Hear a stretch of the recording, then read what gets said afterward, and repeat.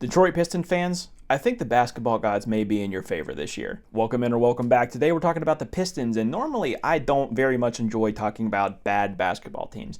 And while I do think that this Detroit team is going to be very bad again, I think there's actually going to be a purpose for it this year. Of course, over the many years, Detroit has seemingly tried to be bad to potentially get a generational talent like a Victor Wembanyama. It never seems to work out that way. It seems like for the 100th year in a row, the Detroit Pistons have had the number 5 pick in the draft. And while I think this year's number 5 pick, Ron Holland, is a very good pickup, I think that next year may actually be the chance to get someone great. But before I get to that, we need to talk about what is currently in front of us, and what I think is in front of us is a Cade Cunningham All-Star season. You may not know this unless you are a Detroit Pistons fan or an absolute sicko, but did you know that Cade Cunningham last year averaged 23 points a game, 7.5 assists a game, and shot 35% from 3, and he's only 23 years old? For some reason, he is one of the most slept on, the least talked about, number 1 overall picks in recent history, him along with Paolo Banchero. But at least for Paolo, there are so many other things to do in Orlando that it kind of gets lost in the shuffle. In Detroit, that's what they have. They have the Lions, who are doing pretty good, but Detroit basketball is where it's at in Detroit. And for Cade Cunningham, you have to remember, too, that we are just 1 year removed from him having a season-ending injury. So to be able to do this on a comeback year is really, really impressive. I don't want to get it confused. The Pistons are going to be bad again. But it seems like they are going to be a happy kind of bad rather than a bad kind of bad, because, again, you set the new record for the most losses in a row, which is obviously not something that you want your name attached to. But just watching the preseason games and just watching the growth of guys like Jaden Ivey and Asar Thompson, without Monty Williams as the head of the snake there, it seems like the spirits are up. It seems like the vibes are up. And I don't think I've ever really seen that because of a coach firing. I think that that's very rare, that a coach gets axed and everyone else is like, yes, thank God. Because I watched the preseason. Jaden Ivey looks like a guy who is a legit second fiddle in that offense. He looks like he's getting ready to take the league by storm.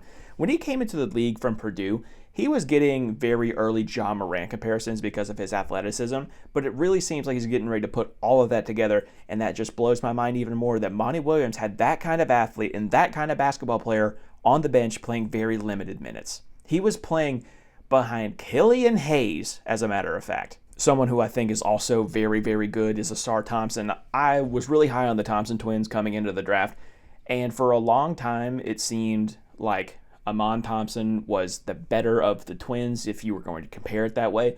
But Asar really made a name for himself last year. Yes, he is not a good three-point shooter. He is not a great offensive player. But if you were playing with the right tools, I don't think he necessarily needs to be that.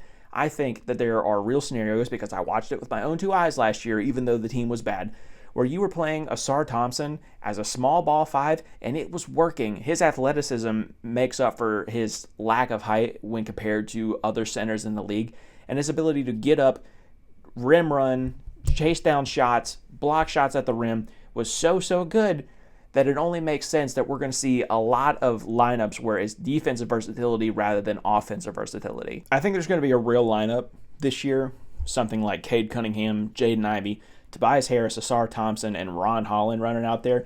And while I don't think that that team could score many points, I also don't think they're going to give up many points. I think that Asar can really take that next leap, again, not as an offensive player, even though I think that eventually his shot will start to come. I don't think he's going to light the league on fire for like 40% or anything, but I think that he could probably end up being a league respectable, like 34% from outside.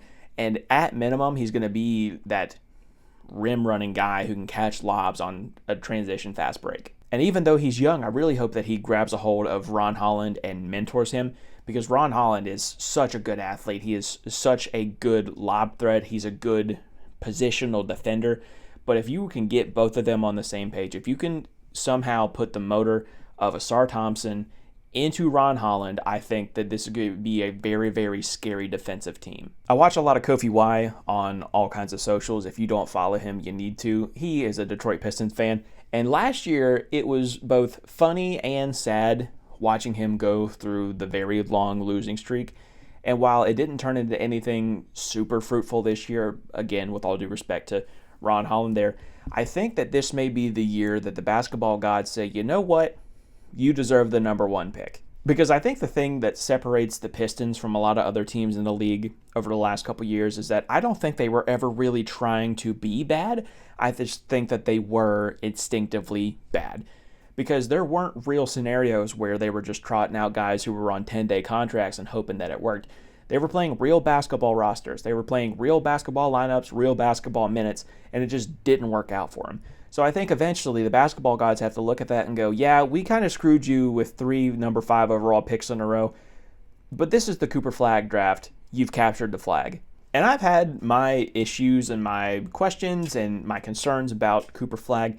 I think that he is a great talent. I don't think he's in the same generational talent level as like a Victor Wembanyama or a Zion or a LeBron or Anthony Davis or anything like that. But I think he's a very good basketball talent. If you watched him throughout his high school years, and it's kind of easier to do that now than it has been in the years past, when he went from Maine, where he grew up, to Montverde, there was an adjustment period. When he goes from Montverde to Duke this year, there was going to be an adjustment period. And when he goes from Duke to the NBA, there was going to be an adjustment period. We did get a glimpse into what he could be during this summer when he was playing for the USA Select team against the people who went over and represented our country for the Olympics. And he looked really good. He got stuffed a couple times by Anthony Davis. I mean, who wouldn't? He's Anthony Davis. But he looked really good. His offensive game looked good. Is that going to transfer over? Was that a one-time thing? I don't know. At bare minimum, you were getting a very good horizontal and vertical defender.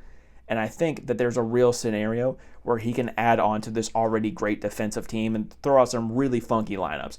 I think that Cooper may potentially fit into that 3-4 spot that Asar Thompson was filling, but if you shift him down to that small ball 5, I think it could be really deadly for other teams. Again, I'm not sure how many points that they would score, but they're definitely not giving up a bunch. And I only suggest that people shift down to a small ball 5 only because I'm not sure what Jalen Duren's future is in Detroit. Him along with Isaiah Stewart. I think that they are both 2 great pieces, but I'm not sure that the rest of the talent is matching up. I think that Jalen Duren could be a Clint Capella type if he wanted to be. And I think that at best, we're looking at Isaiah Stewart as this Naz Reid type, someone who comes in and provides energy, but I'm not sure that it's I don't think there's a lot of staying power in his ability to be a starting center. So I think that if this team wants to succeed now and down the road, I think that we may have to look at some unconventional ideas as a starting center. But are we excited for Detroit basketball? Let me know down in the comments below. Check my link tree. Check Kofie's links while you're at it. Join my Discord. Be kind. Tell somebody you love them. And I'll see you tomorrow.